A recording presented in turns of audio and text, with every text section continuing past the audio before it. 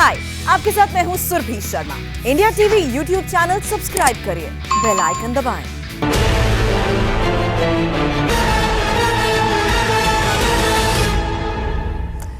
नमस्कार, आप देख रहे हैं इंडिया टीवी। आपके साथ मैं हूं मीनाक्षी जोशी। इस वक्त की बड़ी खबर, बीजेपी नेता शुभेंदु अधिकारी नामांकन पत्र दाखिल करने के लिए पहुंच चुके हैं। पैदल मार्च के बाद शुभेंदु हल्दिया में एसडीओ ऑफिस में नामांकन दाखिल कर रही हैं। शुभेंदु के साथ पैदल मार्च में केंद्रीय मंत्री स्मृति ईरानी और धर्मेंद्र प्रधान भी मौजूद हैं। ये दफ्तर के भीतर की तस्वीर आप देख रहे हैं। ये एक औपचारिकता है, जो भी कैंडिडेट होता है वो नामांकन पत्र इस तरह से दाखिल करता है। उनके नाम की प्रस्तावना कौन कर रहा है, वो सीनियर लीडर्स भी उनके साथ मौजूद रहते हैं। तो ये दोनों तस्वीर आप देख रहे हैं। 10 मार्च को ममता बनर्जी ने नामांकन पत्र दाखिल किया और आज 12 तारीख शुभेंदु अधिकारी अपना नामांकन पत्र दाखिल कर रहे हैं। उन्होंने अधिकारी को अपने डॉक्यूमेंट्स और ये पूरी जानकारी थमा दी है। तो इस वक्त की बड़ी खबर, ये दो तस्वीरें आप देख रहे हैं। नंदीग्राम, जो कि इस वक्त पश्चिम बंगाल की राजनीतिक लड़ाई का, विधानसभा चुनाव का एपी सेंटर बन गया है। हाई ऑक्टेन, हाई डेसिबल पर इस वक्त यहाँ पर चुनावी सरगर्मी चल रही है, गहमा गहमी चल रही है।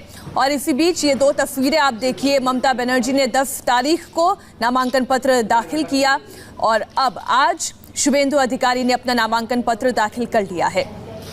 जैसा कि आप जानते हैं कि एसडीओ के दफ्तर में नामांकन पत्र दाखिल किया जाता है। इसमें अपने बारे में पूरी जानकारी दी जाती है, अपनी उम्र, आय, जितनी भी आपकी एजुकेशनल क्वालिफिकेशन है, सारी जानकारी इस नामांकन पत्र में दी जाती है।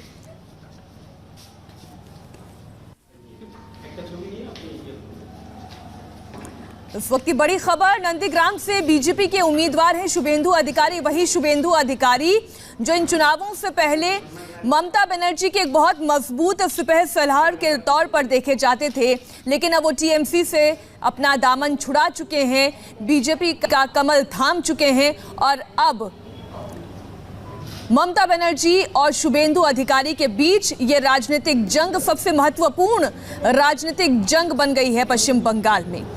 इस वक्त की बड़ी खबर आपको बता दें, एक बार फिर से नंदीग्राम से शुभेंदु अधिकारी ने अपना नामांकन पत्र दाखिल कर दिया है। हल्दिया में एसडीओ दफ्तर में शुभेंदु अधिकारी ने अपना नामांकन पत्र दाखिल किया और उससे पहले ये जो पैदल मार्च, वो भी हम आपको तस्वीर दिखा रहे हैं। पैदल मार्च करने से पहले वो मंदिरों में भी गए, वहां पर माथा टेका, यहाँ तक कि यज्ञ भी किया उन्होंने। फिर पैदल मार्च करते हुए वो हल्दिया के एसडीओ दफ्तर पहुंचे। पहले रैली और रोड शो, फिर नामांकन पत्र दाखिल किया और अब जानकारी के मुताबिक एक बार फिर से वो सड़क पर निकलेंगे, जन समर्थन जुटाएंगे, लोगों से अपील करेंगे उन्हें वोट देने की। नंदीग्राम से क्योंकि वो लगातार चुनाव लड़ते आए हैं, यहाँ से जीत भी हासिल करते आए हैं, लेकिन अब चूंकि ममता बनर्जी खुद उन्हें खुली चुनौती दे रही हैं, आर पार की ये लड़ाई है, ऐसे में अब क्या शुभेंदु अधिकारी के लिए ये चुनाव आसान रह गया है? शायद नहीं कहा जाएगा, क्योंकि पश्चिम बंगाल की बेटी के तौर पर टीएमसी लगातार ये कह रही है कि ममता बनर्जी हैं, वो पश्चिम बंगाल की मुख्यमंत्री रही हैं, वो एक सशक्त महिला हैं, इस तरीके से टीएमसी प्रचार कर रही है। ऐसे में अब शुभेंदु अधिकारी को यहाँ की जनता पसंद करती है या ममता बनर्जी का साथ देती है, इस पर सभी की निगाहें टिकी रहेंगी। और आज का दिन महत्वपूर्ण इस लिहाज से कि औपचारिक तौर पर उन्होंने अब अपना नामांकन पत्र दाखिल कर दिया है। अब ये लड़ाई शुभेंदु वर्सेस ममता बनर्जी की हो गई है। नंदीग्राम में शुभेंदु के नामांकन से पहले स्मृति ईरानी ने एक जनसभा को संबोधित किया। स्मृति ने रैली में नंदीग्राम मांगे, जय श्री राम के नारे लगवाए।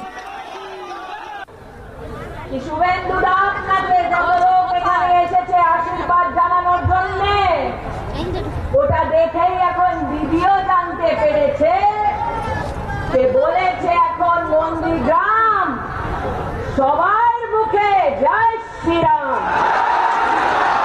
জয় শ্রীরাম, জয় জয় শ্রীরাম।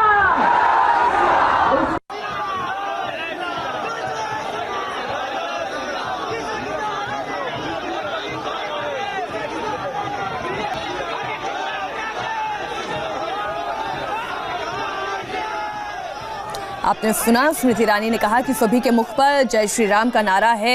ये दोनों तस्वीरें एक बार फिर से आप देखें, जैसे हमारे संवाददाताओं से संपर्क हो पाता है।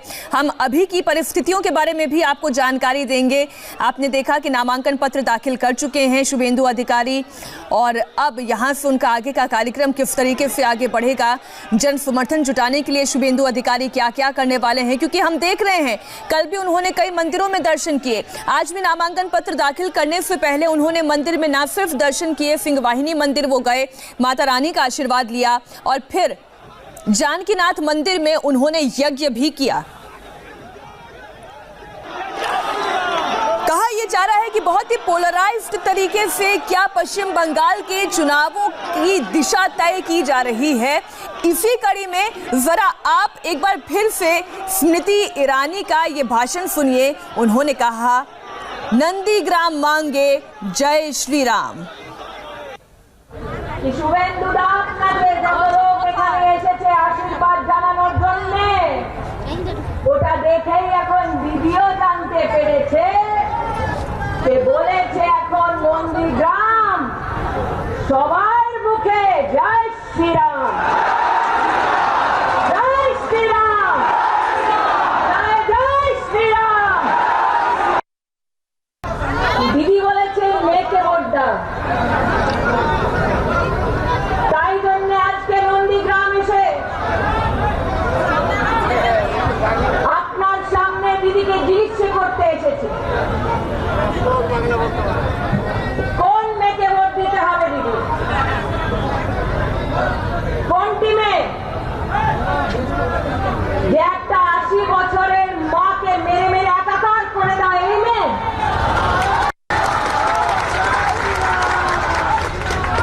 किस মেয়ে को ভোট দেনা है দিদি, যে বিজেপি লোকেদেরকে মেরে ওদেরকে গাছে ঝুলিয়ে দেয়, মাথায় ঝুলিয়ে দেয়, ওই মেয়েকে ভোট দিতে হবে।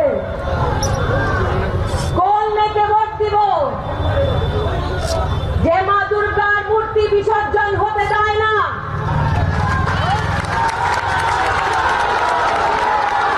সরস্বতী পূজা হতে দেয় না, আর নন্দীগ্রাম এসে ভোটের জন্য চণ্ডী পাঠ করছে।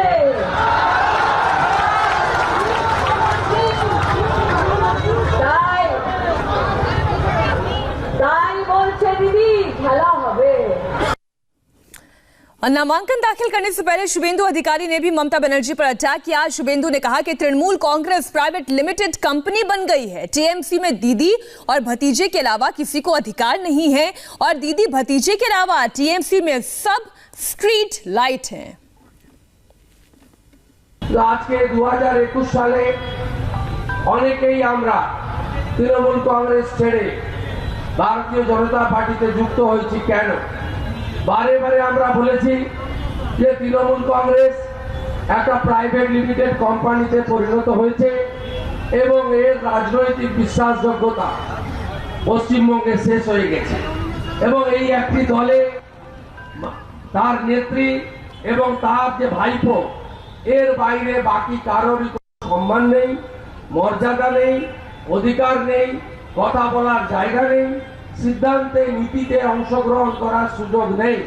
অর্থাৎ বাকি সবাই ল্যাম্পপোস্ট, এবং এই জায়গা থেকে বাংলাকে উদ্ধার করার লক্ষ্য নিয়ে আমরা নেমেছি। এর আগে কমিউনিস্টের সঙ্গে কংগ্রেসের লড়াই হতো, এর আগে কমিউনিস্টের সঙ্গে তৃণমূলের লড়াই হতো, এইবার লড়াই হচ্ছে ভারতীয় জনতা পার্টি একদিকে, বাকি সব এক হয়ে গেছে। নন্দীগ্রামে সিপিএম এর প্রার্থী ঠিক করে দিয়েছে কে? তৃণমূল। দেখছেন আপনারা, সব এক হয়ে গেছে। সেই জায়গায় দাঁড়িয়ে আপনাদেরকে এবারে বিজেপি সরকার আনতে হবে। মাননীয় নন্দীগ্রামে দাঁড়িয়েছেন, নমিনেশন ফাইল করেছেন, হারাবো, চিন্তার কোনো কারণ নেই, চিন্তার কোনো কারণ নেই।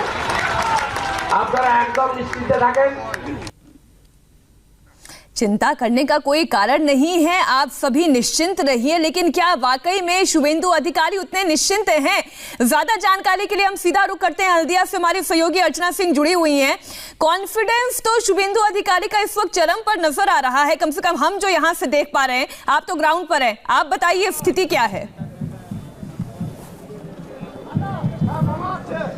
मीनाक्षी, कॉन्फिडेंस उनमें शुरू से पहले दिन से दिख रहा है, क्योंकि ममता बनर्जी जो मुख्यमंत्री हो, जो जमीनी नेता हो, उनको ये चैलेंज कर देना कि अगर 50,000 से कम वोटों से जीता तो राजनीति छोड़ दूंगा, ये बहुत बड़ी बात होती है। और इस कॉन्फिडेंस के पीछे 2016 का चुनाव है, यानी हमें वो समीकरण भी समझना होगा। 2016 के चुनाव में शुभेंदु अधिकारी को 67% वोट मिले थे और जीत का मार्जिन 40% था, यानी बड़े मार्जिन से वो जीते थे। और यही उनके विश्वास का मुख्य आधार है कि वो जीतेंगे और अच्छे मार्जिन के साथ जीतेंगे। हालांकि इस बार लड़ाई बेहद कठिन है नंदीग्राम में, क्योंकि सामने खुद ममता बनर्जी हैं जो मुख्यमंत्री हैं। नंदीग्राम आंदोलन का क्रेडिट अगर शुभेंदु अधिकारी को जाता है तो वो क्रेडिट ममता बनर्जी को भी उससे ज्यादा जाता है, क्योंकि वहीं से टीएमसी का उदय हुआ, ममता बनर्जी का उदय हुआ और वहीं से शुभेंदु अधिकारी की राजनीति का भी उदय हुआ है। लेकिन शुभेंदु अधिकारी पूरे कॉन्फिडेंट नजर आ रहे हैं। उनकी हर सभा, हर रैली में वो यही बात दोहराते हैं कि वो बड़े मार्जिन से 50,000 के मार्जिन से हराएंगे और समर्थक तो अति उत्साहित होते हैं। यहाँ पर कई लोगों से जब बात हुई तो वो लाख या 1.5 लाख वोटों की बात करते हैं। हालांकि ये हम समझ सकते हैं कि जब किसी भी पॉलिटिकल पार्टी के समर्थक होते हैं और जब उनके नेता सामने होते हैं, इसलिए अर्चना मैं आपसे जानकारी चाहती हूँ, क्योंकि नंदीग्राम को गाँव का इलाका, कस्बाई इलाका, किसानों का इलाका कहा जाता है। और आपने एकदम ठीक कहा कि यहाँ से ममता बनर्जी का उदय हुआ, तो ऐसे में जो आम लोगों की धारणा है, जो आम लोगों की पसंद है और उनकी जो जरूरतें हैं, वो आप कितना भाप पाई हैं? जो यहाँ के आम लोग हैं वो बटे हुए हैं और वोटर्स वाकई जो इस वक्त हम पश्चिम बंगाल में या खासतौर पर कहें नंदीग्राम में देख रहे हैं, हिंदू वोटर्स की लड़ाई है ये मान लीजिए। मुस्लिम वोटर टीएमसी के साथ है, ममता बनर्जी के साथ है नंदीग्राम का, इसीलिए ममता बनर्जी को उनकी चिंता नहीं है, ना ही वो उनका ज्यादा जिक्र करती हैं। हालांकि ये वोटर्स भी जानते हैं कि ममता बनर्जी उनके साथ हैं, या उनको लगता है कि ममता बनर्जी कम से कम उनकी बातें सुनती हैं। लेकिन ये लड़ाई हिंदू वोटर्स की है, क्योंकि ममता बनर्जी अच्छी तरह से जानती हैं कि हिंदू वोटर्स बीजेपी की तरफ उनका रुझान हुआ है और उसका सबूत 2019 में ही मिल गया था लोकसभा चुनाव में। तो ममता बनर्जी के मन में डर है, इसीलिए वो मंदिर भी गई, जिसमें एक हादसा भी हुआ। और हम भगवान से यही प्रार्थना करते हैं कि वो जल्द से जल्द ठीक हों, जमीन पर उतरें, फिर से इस लड़ाई में उतरें, क्योंकि पश्चिम बंगाल के चुनाव में ममता बनर्जी को जमीन पर लड़ता हुआ देखना हर एक मतदाता चाहता है, चाहे नतीजा कुछ भी निकले इस चुनाव का। तो शुभेंदु अधिकारी ये जानते हैं कि अगर ये वोट जो हिंदू वोटर्स हैं, अगर एक मुश्त उन्हें मिला तो जीत उनकी तय है। हाँ, मार्जिन कितना होगा, उनका दावा कितना सच होगा, या वो वाकई जीत पाएंगे, ये कहना मुश्किल है, क्योंकि दोनों नेता वहीं से उदय हुए हैं, वहां के लोग बटे हुए हैं और बहुत साइलेंट वोटर हैं। ये सिर्फ नंदीग्राम की बात नहीं बल्कि पूरे पश्चिम बंगाल की बात है कि साइलेंट वोटर्स बहुत हैं और ये वोटर इस बार 2021 के चुनावी नतीजों को तय करेंगे और आखिरी मोहर वही लगाएंगे। जो लोग ये कहते हैं हम कुछ नहीं कह सकते, हम अभी बोल नहीं सकते, हमें अभी पता नहीं है, ये जान लीजिए कि वही वोटर होंगे जो पूरा ये खेल बदल देंगे, जो राजनीतिक पार्टियों ने सोचा भी नहीं होगा। और अच्छा, क्या हम इसको इस नजरिए से भी देख सकते हैं, क्योंकि जिस तरीके से आप कह रही हैं कि ममता बनर्जी भी मंदिर घूम रही हैं, शुभेंदु अधिकारी जय श्री राम के नारे लगा रहे हैं। अभी हमने स्मृति ईरानी का एक मंच से संबोधन सुना, वो भी ये कह रहे हैं कि बंगाल में सभी के मुख पर जय श्री राम का नारा है।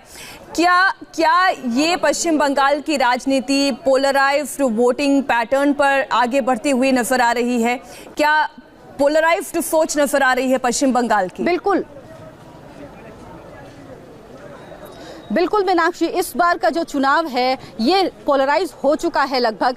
यहाँ पर जो स्थिति दिख रही है वो यही है कि वोटर्स बटे हुए हैं और खास तौर पर इस बार जो सीपीएम के वोटर थे, क्योंकि यहाँ अगर हल्दिया सीट को हम समझे तो यहाँ से तापसी मंडल चुनाव लड़ रही हैं, जो कि 2016 में सीपीएम की उम्मीदवार थी, जीती हैं 21,000 के मार्जिन से वो जीती, लेकिन अब वो बीजेपी में आ गई और आज उन्होंने भी अपना नॉमिनेशन फाइल करा है एक बीजेपी उम्मीदवार के तौर पर। लेकिन 2011 2012 में हल्दिया की सीट टीएमसी की रही थी, 2016 में सीपीएम के पास आई और अब सीपीएम की वही उम्मीदवार बीजेपी की उम्मीदवार हैं। तो लड़ाई इस हल्दिया की सीट की भी है। इसे भी बीजेपी ने एक कह सकते हैं कि प्रश्न बना लिया है कि इस सीट को भी जीतना है, बड़े मार्जिन से जीतना है। इसीलिए शायद आज जब शुभेंदु अधिकारी अपना नॉमिनेशन फाइल करने गए हैं, उसी समय उनके साथ तापसी मंडल भी अपना नॉमिनेशन फाइल करने गई हैं। जमीन पर यह लड़ाई अब सिर्फ दो पार्टियों के बीच है, ये तस्वीर अब पूरी तरह साफ है। इस लड़ाई में तीसरा जो एक गठबंधन बन रहा था वो बना, आधा बना, नहीं बना,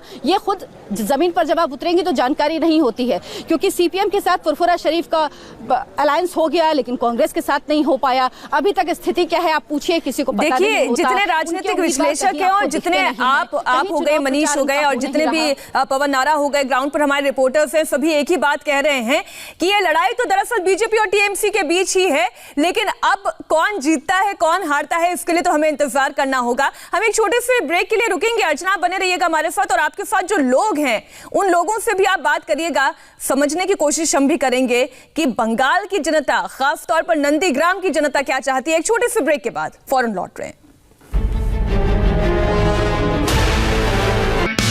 हाय, आई एम सुरभि शर्मा। खबरों से अपडेट रहने के लिए India TV YouTube channel subscribe करिए, साथ में बेल आइकन जरूर दबाएं। जुड़े रहें इंडिया टीवी के साथ।